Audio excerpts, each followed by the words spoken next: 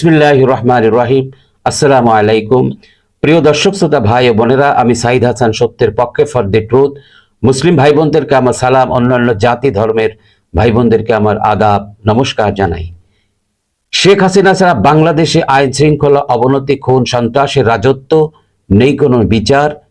ভালোবাসার বাংলাদেশ আজ আবার এক অস্থিরতার মধ্যে দিয়ে যাচ্ছে। দেশের প্রতিটি প্রান্তে অশান্তি, ভয়, আতঙ্ক। সাধারণ মানুষ আজ শুধু একটি প্রশ্ন করছে, এই দেশ কি আবার সেই শেখ হাসিনাকে চায়?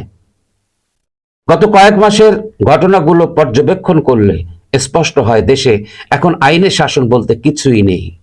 একটা সময় ছিল যখন রাত বিরাতে মানুষ নিরাপদে চলাচল করতে পারত, ব্যবসা বাণিজ্য স্বাভাবিক ছিল, সাধারণ মানুষ ছিল নিশ্চিন্ত। কিন্তু এখন সন্ত্রাস, মব সন্ত্রাস, খুন, গুম, নারী নির্যাতন যেন নিত্যদিনের ঘটনা হয়ে দাঁড়িয়েছে।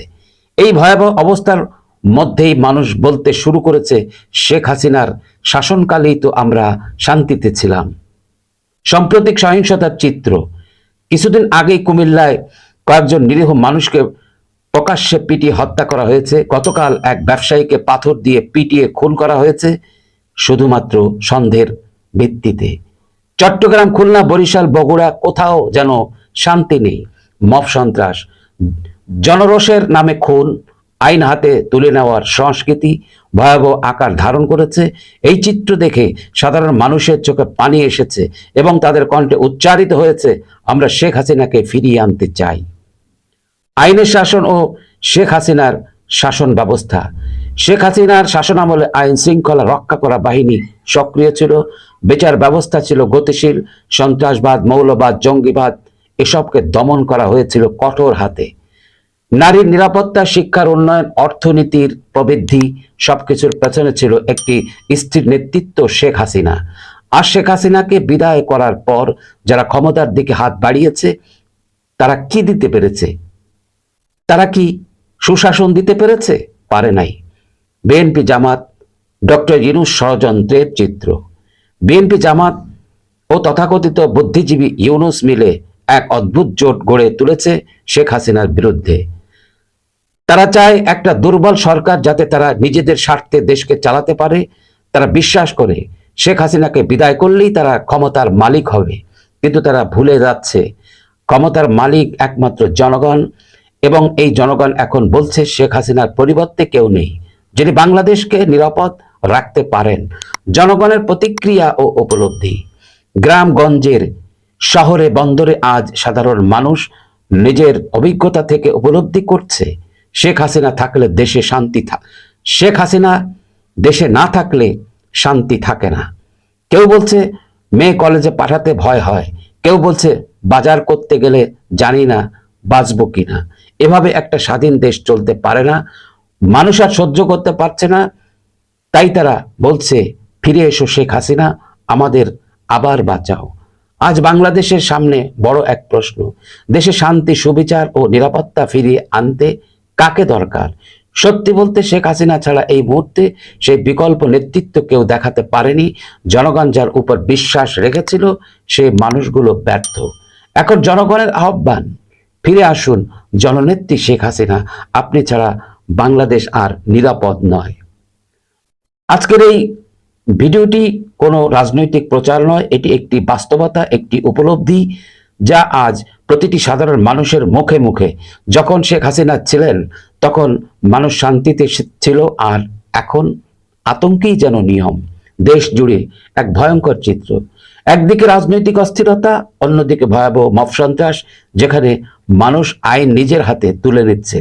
সাম্প্রতিক কুমিল্লা, চট্টগ্রাম, নারায়ণগঞ্জ, কক্সবাজার, খুলনা, নওগাঁ, কোথাও যেন নিরাপত্তা নেই। একটি গণতান্ত্রিক দেশে মানুষ যদি নিজের জীবন নিয়েই আতঙ্কে থাকে, তাহলে সে দেশের রাষ্ট্র ব্যবস্থা প্রশ্নের মুখে পড়ে যায়। এই মুহূর্তে সবচেয়ে বড় প্রশ্ন, এই অস্থিরতা থেকে মুক্তি কোথায়? একটা সময় মানুষ গভীর রাতে বাজার করে ফিরে এসেছে, কোনো ভয় ছিল না। একটা সময় মেয়েরা শিক্ষা প্রতিষ্ঠানে নিরাপদে যেত।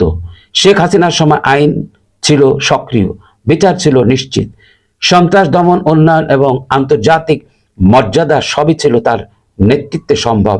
এই কারণে সাধারণ মানুষ আজ বলছে সেই দিনগুলি ছিল স্বর্ণযুগ। বর্তমান সরকারবিহীনতার রাজনৈতিক শূন্যতা, শেখ হাসিনাকে সরিয়ে দিয়ে যে সরকারবিহীন পরিস্থিতি তৈরি হয়েছে, যেখানে কেউ দায় নিতে চায় না, কে প্রশাসনের দায়িত্ব আছে, কে আইনের শাসন রক্ষা করছে, কেউ জানে না। এখন যে শক্তিগুলো ক্ষমতার দিকে ধাবিত হচ্ছে, তারা দায়িত্ব নয় বরং ক্ষমতার স্বাদ নিতে চায়।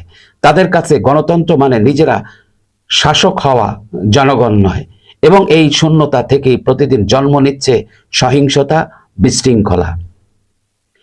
বিএনপি জামাত ইউনূস চক্রের ষড়যন্ত্র। ডক্টর ইউনূস, বিএনপি ও জামাত এই ত্রিমুখী চক্র একজোট হয়ে শেখ হাসিনাকে অপসারণ করেছে। তাদের উদ্দেশ্য ছিল বিদেশি শক্তির ছায়ায় একটা দুর্বল সরকার তৈরি করা। কিন্তু দুর্বল সরকার মানেই দুর্বল রাষ্ট্রযন্ত্র, দুর্বল আইন শৃঙ্খলা, দুর্বল অর্থনীতি। তারা ভুলে গেছে বাংলাদেশের জনগণ এখন রাজনৈতিকভাবে অনেক বেশি সচেতন। জনগণ এখন জানে কার নেতৃত্বে দেশ নিরাপদ আর কার নেতৃত্বে দেশ অন্ধকারে।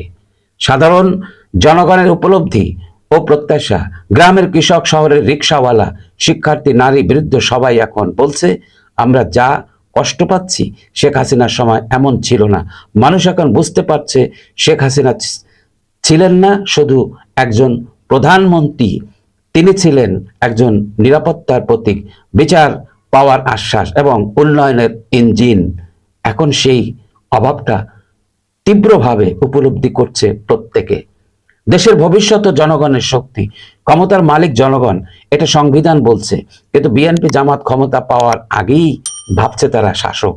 জনগণকে ভয় দেখিয়ে হত্যা করে নির্বাচন ছাড়াই ক্ষমতায় আসার চেষ্টা, এটি একটি অশনি সংকেত। বাংলাদেশ একটি স্বাধীন দেশ, এই দেশের জনগণ শক্তিশালী। তারা যদি একবার সিদ্ধান্ত নেন তাহলে কোনো ষড়যন্ত্রই টিকবে না। এখন সেই সময় এসেছে, জনগণকে জেগে উঠতে হবে। আজকের আহ্বান, শেখ হাসিনা ফিরুক, দেশ বাঁচুক। বাংলাদেশ আজ একটা মোড়ে দাঁড়িয়ে, যেখানে দুটি পথ। এক পথে আছে অন্ধকার, বিশৃঙ্খলা, সন্ত্রাস, অন্য পথে আছে আলো, স্থিতিশীলতা, উন্নয়ন, যেটা শেখ হাসিনার নেতৃত্বে সম্ভব। আজ যদি জনগণ মুখ না খুলে, তাহলে আগামী দিন কি হবে আরো ভয়াবহ। তাই আজকের একটাই দাবি, ফিরে আসুক শেখ হাসিনা, আবার বাঁচুক বাংলাদেশ। এই ভিডিওর একটাই উদ্দেশ্য, আপনার চেতনা জাগিয়ে তোলা। আপনি যদি বিশ্বাস করেন শেখ হাসিনা ছিলেন শান্তির প্রতীক, তাহলে ভিডিওটি শেয়ার করুন, লাইক দিন, মন্তব্য করুন। আপনার মতামতই পারে এই ভিডিওকে পৌঁছে দিতে লক্ষ মানুষের কাছে। সবাই সুস্থ থাকবেন, ভালো থাকবেন। আল্লাহ হাফেজ। আসসালামু আলাইকুম।